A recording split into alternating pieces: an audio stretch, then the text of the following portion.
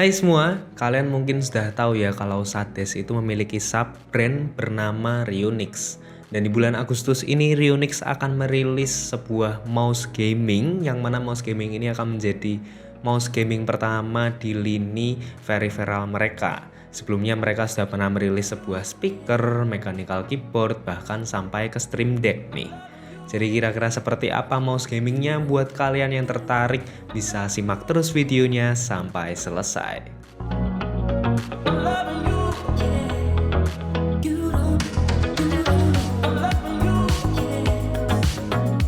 Kembali lagi di Frag Gaming Store Channel bersama Jojo di sini. Dan sebelum aku memperlihatkan mouse-nya itu apa ya, mungkin sebenarnya kalian sudah tahu sih dari thumbnailnya.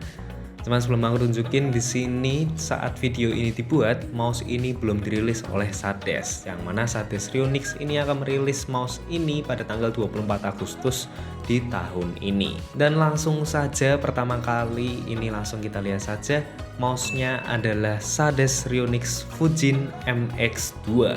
Dan untuk harganya sendiri memang di sini kami belum mendapatkan info yang valid tentang harga dari Fujin MX2 ini. Jadi mungkin nanti kita bisa menebak-nebak lah kira-kira harganya berapa yang akan diberikan oleh Sades Rionix untuk Fujin MX2 ini. Yang mana Fujin MX2 ini memiliki tagline ya, yaitu Trim Mode Lightweight Mouse Gaming. Tidak usah panjang lebar, langsung saja kita buka apa isi box dari mouse Fujin MX2 dari Sades Rionix ini. Buat boxnya di sini bagus ya, nggak yang ecek-ecek lah. Desainnya pun menarik, dan saat kita buka kita langsung disambut oleh mouse-nya langsung. Di sini kita mendapatkan warna putih dari dua warna, yakni hitam dan putih. Lalu setelah itu di bawahnya kita dapat menemukan kabel USB Type-C to Type-A yang sudah flexible cord dengan panjang 1,8 meter. Lalu kita juga mendapatkan dongle adapter Type-A female to Type-C female. Biasalah, bisa kita pakai untuk mengkoneksikan dongle wirelessnya nanti. Lalu kita dapat cadangan mousepad PTFE juga di sini, dan terakhir ada buku manual dari Fujin MX2 ini. Walaupun tadi boxnya ini terlihat bagus, tapi memang isinya itu tergolong cukup sederhana ya. Mungkin harganya pun juga akan sederhana alias affordable nih untuk mouse yang satu ini. Oke, lanjut saja ke mouse-nya ya. Mouse-nya di sini memiliki bentuk shape yang simetris, ambidextrous seperti mouse-mouse gaming mainstream lainnya. Secara desain buat yang warna putih ini menurutku cukup simple saja, dengan finishing white matte yang lembut dan cukup nyaman buat digenggam. Buat dimensinya sendiri ada di angka 121,6 x 61,5 x 37,7 mm. Secara size dia itu ukurannya nggak begitu besar, tapi nggak yang kecil juga. Buat perbandingan saja, di sini kita ada mouse Helios 2 Pro dari Fantech. Ukurannya ini benar-benar mirip sekali, bahkan secara shape menurutku juga hampir mirip. Rionix ini bentuk hamnya ini enggak yang menjulang ke tengah, namun ada rasa datarnya di bagian atasnya. Jadi permukaan bagian atasnya itu lumayan lebar. Dan secara grip, bentuk naturalnya sih sangat mendukung buat posisi claw grip nih, buat tanganku yang berukuran medium. Kalau buat palm grip sih di sini menurutku masih kurang panjang saja ya mouse-nya. Jadi bagian permukaan telapak tangan itu nggak sepenuhnya menempel ke permukaan atas mouse-nya. Namun masih tergolong nyaman juga untuk palm gripnya. Tetap paling sip sih di sini menggunakan posisi claw grip nih, apalagi memang claw grip itu merupakan posisi grip favorit untuk kebanyakan orang dalam bermain game. Buat posisi-posisi tombolnya normal saja, paling untuk DPI button dia ada di bawah posisinya, dan di sini dapat kita lihat juga storage buat dongle 2.4 JZ-nya. Dan kalau ngomongin dongle, seperti tagline yang diberikan Trim Mode Lightweight Gaming Mouse, Rionix ini koneksinya sudah menggunakan 3 mode. Ada mode kabel, wireless 2.4 JZ, dan Bluetooth 5.0. Lalu buat beratnya sendiri menurutku juga tidak begitu ringan. Di sini kita dapat angka 63 gram ya. Masih masuk dari klaimnya mereka yang 59 gram plus minus sampai 5 gram. Namun harusnya sih berat segini pasti masih sangat aman buat semua orang. Tidak terlalu ringan, namun tidak terlalu berat juga. Lalu untuk spesifikasinya sendiri, untuk Ryunix Fujin MX2 ini sudah dibekali dengan sensor PixArt PAW3311. Tentu ini merupakan sensor yang lumayan sering kita jumpai juga di mouse-mouse gaming entry level lainnya ya. Nah kalau ngelihat sensor yang diberikan harusnya kita bisa mulai nebak nih berapa harga dari Ryunix Fujin MX2 ini. Kalau menurutku ya mungkin ini akan dijual di bawah 400.000. Tapi itu masih mungkin. Tapi kalau sekiranya mouse ini dijual di bawah harga 300.000, maka mouse ini bisa menjadi best deal banget untuk mouse gaming entry level di pasaran pastinya. Buat sisa speknya tentu sesuai dengan sensornya. Di sini DPI maksimum 12.000 DPI, lalu 35 gram acceleration, 300 IPS rate, dan untuk polling rate-nya 1000 Hz. Lalu untuk baterai yang digunakan ini 500 mAh dan untuk ketahanannya menurut klaimnya mereka bisa sampai 50-100 jam. Pasti bisa bertahan seminggu lebih nih untuk mouse gaming yang satu ini. Angka 500 mAh di mouse wireless itu menurutku memang sudah cukup besar karena masih banyak mouse wireless gaming lainnya dengan ukuran baterai hanya 300 mAh saja.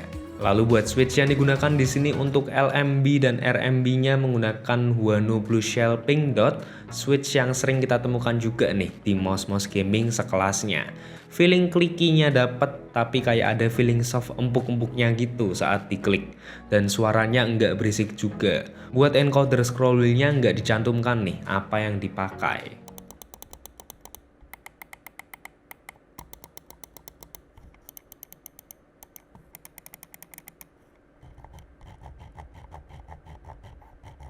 Nah, lalu bagaimana pengalaman bermain game yang diberikan oleh Ryunix Fujin MX2 ini?